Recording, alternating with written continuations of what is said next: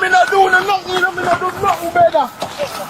Me not do nothing, brother. What we not do this for? Hey, no, me not do nothing, Just brother. relax. No, me not do nothing, brother. Relax. I'm buckled. On July 22, 2025, while conducting traffic enforcement, an officer ran a vehicle's registration, which revealed the registered owner had a suspended license, leading to a traffic stop. But why did you stop me then? We need your license. I gotta identify you first, my brother, and then I'll tell you everything you know. No, but why? Because it's a traffic infraction, and I need your license. Okay? I need what? What you said? There's a traffic infraction. That's why I stopped you. What kind of traffic infraction? I didn't do anything. Exactly. So can I get your driver's license real No, quick? boss. No, I have to do something for you to stop me. For you to stop me. I'm not going to just give you my license like that. Why? Let me get paid. Give me your hand. Why y'all got tears, my brother? Because you're resisting. What me I resist about? You're resisting. Give me your hands. Bro, me not. Stop making this stupid. Hey, listen to me. Stop making this stupid. Give me your hands now. What? Give me your hands now. Give me your hands now. No, me not do nothing.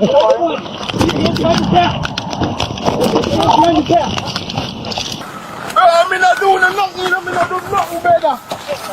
Me not do nothing, brother. What we not do this for? Hey, no, me not do nothing, Just brother. relax. No, me not do nothing, brother. Relax. I'm buckled. Tell them we're securing one. Hold on. Wait until you secure. What the buckle like this? I'm sorry, here. Go live on the camera. We got one secure. Brother, me a black man in a brother. What kind of buckle style like brother?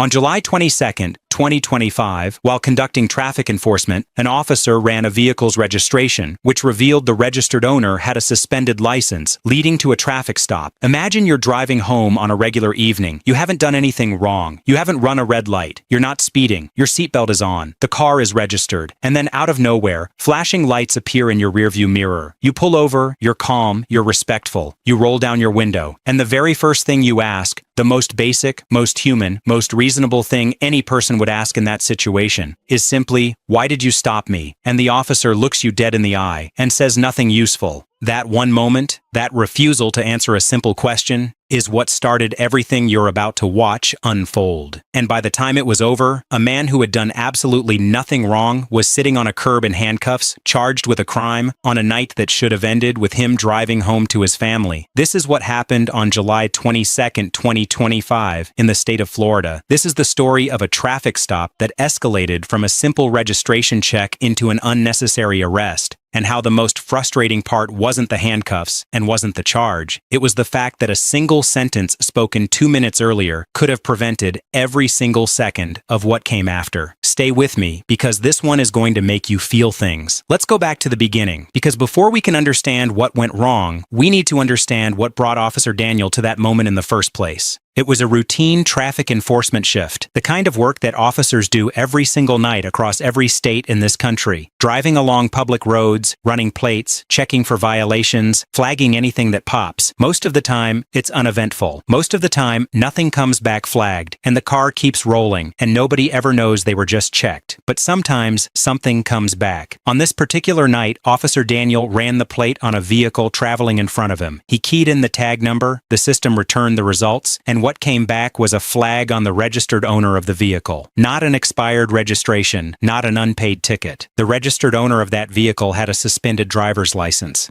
Now, here's where the law comes in, and this is important context because it shapes everything that follows. In the state of Florida, when law enforcement runs a plate and the registered owner of a vehicle comes back with a suspended license, the officer has legal grounds to initiate a traffic stop. The reasoning is straightforward. If the registered owner has a suspended license and someone is currently driving that vehicle, there is a reasonable suspicion that the registered owner might be the one behind the wheel, operating a vehicle they are legally prohibited from driving. That's the law. That's the basis for the stop. But here's what you need to keep in the back of your mind as this story unfolds. The registered owner with the suspended license was not necessarily the person driving that car. That car belonged to someone else in the driver's household, and Officer Daniel did not yet know who was behind the wheel. That matters. That matters enormously, because that small gap between what the system showed and what the reality was, that gap is where everything in this story lives. So the blue lights come on. The car pulls over, and what should have been, at most, a 2-minute interaction turned into something far, far longer and far more painful than it ever needed to be. The driver's name is Russell Marshall, a black man. A man who, by his own account shared later in the encounter, had spent 10 to 12 years working as a police officer himself back in Jamaica. A man who understood, perhaps better than most people pulled over on the side of a road, how these stops are supposed to go, how they're supposed to feel, what an officer is supposed to say, and what they're supposed to say is why they pulled you over. That's the expectation. That's the standard. You get stopped, you get a reason. Even if the reason is just, hey, your brake light is out, or you were doing 45 in a 35. You get a reason, because that reason is the foundation of the entire interaction. It tells you what's happening. It tells you what the officer needs. It tells you how to move forward together so you can both go home. Officer Daniel did not start with that. He approached the driver's window and asked for a license. Just that. I need your license. And Russell Marshall, sitting in his wife's car, having done nothing wrong, asked the question that every single person watching this would have asked. He said, "But why do you need to stop me here?" Simple, direct, reasonable. And instead of a straight answer, what he got back was this: "There's a traffic infraction. I need your license." That's it. Traffic infraction. No further detail. No explanation of what the infraction was. Nothing specific. Just a vague umbrella term that answered nothing and explained less. And Russell pushed back immediately. He said, "What kind of traffic? I didn't do anything." And the officer's response? "Exactly. So can I get your driver's license first?" Now pause on that for a second, because that exchange right there is where the seeds of this entire confrontation were planted. The officer essentially confirmed, without meaning to, that there wasn't an obvious visible traffic violation. He said exactly when the driver said he hadn't done anything, and yet he still wasn't explaining what the actual reason was. Russell caught that. He heard it, and rather than just hand over his license and hope for the best, he held his ground. I have to do something to get a license. Something just giving a license. Translation, there needs to be a reason. You don't just hand your license to someone because they ask. There needs to be a reason you were stopped. And this is where Officer Daniel made the decision that changed everything. Instead of simply saying, "I ran your plate. The registered owner has a suspended license. I'm just trying to confirm whether you're that person," he kept deflecting. He kept circling back to needing the ID without ever giving Russell the why. And so Russell held firm. "You did something, but I need to identify you first," the officer said, which only deepened the confusion, because the officer had just told him moments ago that there was a traffic infraction, and now he was implying the driver had done something and still not saying what. "What did I do?" Russell asked again. "I need to identify you," the officer replied. That answer, "I need to identify you," became the officer's answer to everything. It became the wall he stood behind. Every question was met with the same phrase: identify, ID, license,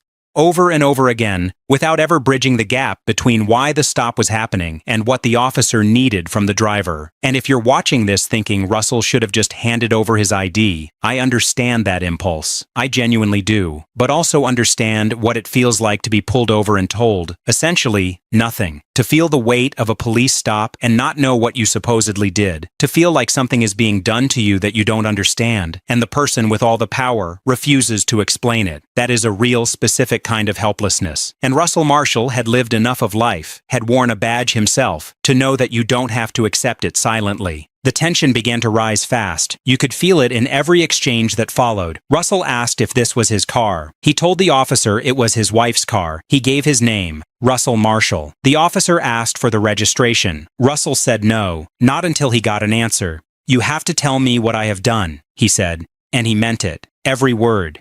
"I do not," said the officer. And there it is. That right there. That 3-word answer, "I do not," is the moment this situation became a confrontation rather than a conversation. Because in that moment, the officer essentially told a man sitting in his own car, having committed no crime, that he owed him no explanation, that the badge was enough, that authority required no justification. Russell did not accept that. And honestly, the viewer watching this, you probably wouldn't either. "You can't just pull me over unless I did something wrong, unless there was a traffic violation," Russell said. And technically there was a reason. The officer just wouldn't say what it was clearly enough for it to land. It spiraled from there. Russell asked over and over. The officer circled back over and over, and then Russell said something that stopped the conversation in its tracks. He told the officer he had been a police officer himself in Jamaica for 10 to 12 years, and the officer's response to that? "This is not Jamaica, sir. This is not Jamaica. There's something about that line. Something dismissive and cutting. Like the officer was telling him his experience didn't count here. Like his years of wearing a badge, of understanding the system from the inside, meant nothing the moment he crossed into Florida. And whether the officer meant it that way or not, that's how it landed. That's how it felt. No bro authority, boss, Russell shot back. And then added, you have to have a valid reason. What happened next changed the entire tone of the encounter. Instead of de-escalating, instead of explaining, instead of making one single attempt to say the words that could have resolved everything in 30 seconds, Officer Daniel moved to take physical control of the situation. He told Russell to unbuckle his seatbelt. And when Russell didn't comply, when he sat there trying to understand what was happening, the officer reached in. Unbuckle your seatbelt. Unbuckle your seatbelt. Over and over again. And Russell was not having it. No, no, no, no, no, no, no, no, he said. The panic in his voice was real. This man, who had been asking a simple question for what felt like an eternity, was now suddenly being physically confronted. The situation had crossed a line. Officers came. More hands appeared. There was shouting, urgent voices. And then, in the chaos, came those words that nobody ever wants to hear when they're sitting in their own car. Give me your hands. The arrest was happening.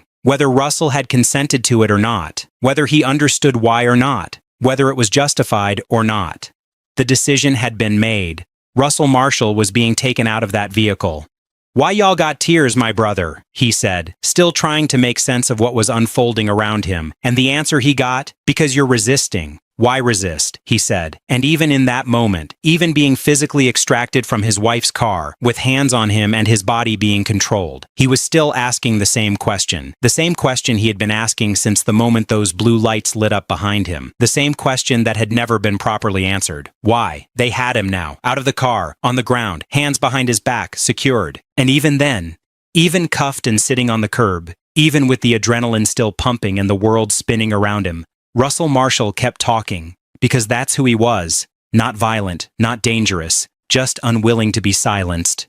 Me ask you why traffic violation and you can't tell me, brother, he said to the officer, and his voice cracked with something that wasn't anger anymore. It was something closer to disbelief. Grief, almost. The grief of a man who had always believed in doing things right, in asking the right questions, in demanding to be treated with dignity, and watching that belief get tested in the worst possible way. The officer shot back, I still don't know who you are, and Russell told him where his ID was, in his chest bag, right there, just take it. The officers reached in. They found it, and in that moment, there was something almost unbearably ironic about the scene. The whole encounter had started over an ID, over a refusal to hand it over without being given a reason. And now it was being taken from him without his consent while he sat in handcuffs on a Florida sidewalk. He hadn't wanted to hand it over without an explanation. And now it didn't matter whether he wanted to or not. Russell asked for a supervisor, and to the department's credit, one was called. And when the supervisor arrived, a woman, calm, professional, the dynamic shifted immediately. You could hear it in the tone of the exchange. This was someone trying to actually communicate, someone trying to bridge the gap between what had happened and what the driver needed to understand.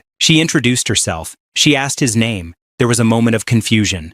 Russell Marshall? Marshall Russley? The kind of small miscommunication that, under other circumstances, would have been almost funny.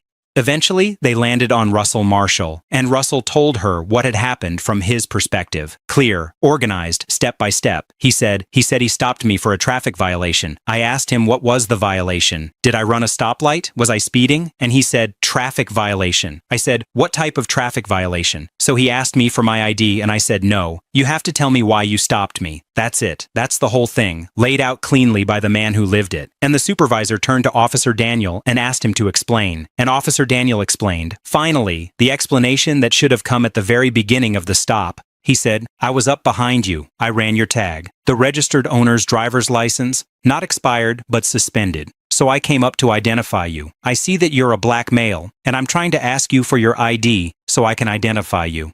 He acknowledged that the person listed as the registered owner was a black male. He acknowledged that he needed to determine whether Russell was that person. He acknowledged that the stop was about establishing identity in connection with a suspended license. Not about a moving violation, not about speeding, not about a red light, not about any of the things Russell had been asking about for the entire encounter. That explanation, given to the supervisor, took maybe 30 seconds. 30 seconds. And if those 30 seconds had happened at the window of the car instead of on the side of the road after an arrest, there would have been no confrontation, no reaching into the vehicle, no hands, no cuffs, no charge, no body cam footage for the world to see. Russell would have said, "I'm not that person, this is my wife's car." The officer would have noted it, verified it, and let him go. End of story. The supervisor stepped in to finish the explanation herself because she was doing what the officer on the scene hadn't done. She was treating Russell Marshall like a person who deserved to understand what was happening to him. She laid it all out clearly. She explained that when law enforcement runs a plate and the registered owner comes back with a suspended license, the officer has reasonable grounds to initiate a stop. She explained that in the state of Florida, when you are operating a motor vehicle on a public roadway and law enforcement requests your driver's license, you are legally required to provide it. That's the law. Period. She said, "That's why he goes up to your window. He asks you for your identification, which you must provide while operating a motor vehicle in the state of Florida on a public roadway, and you failed to do that. So he had a lawful reason to stop you, and all he wanted to do was just confirm if you were or were not the person." And she was right. Legally, she was absolutely right. When a cop pulls you over and asks for your license in Florida, you must provide it. That's the statute. That's the rule. But here's where the story becomes something more than a story about a traffic stop. Here's where it becomes a story about a system, because the supervisor was right about the law, and Russell was also right about something. He was right that an explanation, a real one, a clear one, a human one, was owed to him from the very first moment. Not because the law required the officer to explain himself, but because that's how you treat people. That's how you build trust instead of friction. That's how you get a driver's license handed to you through a car window without a single raised voice. The law says you must provide your ID. The law does not say the officer must explain why he stopped you. But just because something isn't legally required doesn't mean it isn't the right thing to do. And that gap between what is legally required and what is simply right is the space where this entire tragedy was born.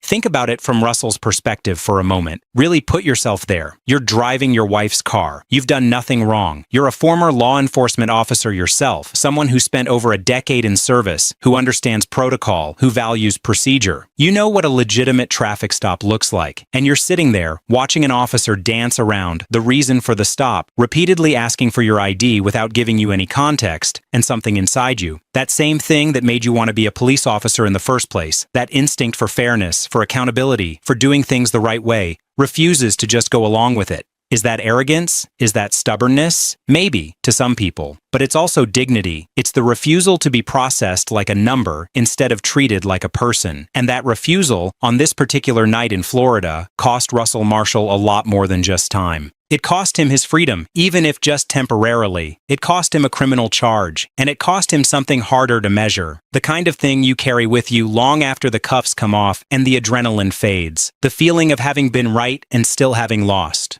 There's a line Russell said while he was being detained, while he was still on the curb, still trying to process what had just happened to him, still talking, still fighting for dignity in the only way he had left. He said, "Me ask you why traffic violation and you can't tell me, brother. And you can't tell me. Me know me rights, brother. Me know me rights." He said it with pain, with the weight of someone who had come into that encounter believing that knowing your rights meant something, that it protected you, that it was a shield you could hold up when the world got confusing or threatening or unjust. And somewhere in that night, he found out the hard way that knowing your rights and being protected by them are not always the same thing. That in a moment of physical confrontation on the side of a Florida road, the law that says you must provide your license moves faster than the law that says you deserve an explanation. Russell Marshall was charged with resisting an officer without violence, not with speeding, not with reckless driving, not with any of the things he had been so certain he hadn't done. He was charged because he sat in his wife's car and asked over and over again why he was being stopped. And when the answer never came, he refused to comply with a request he didn't understand.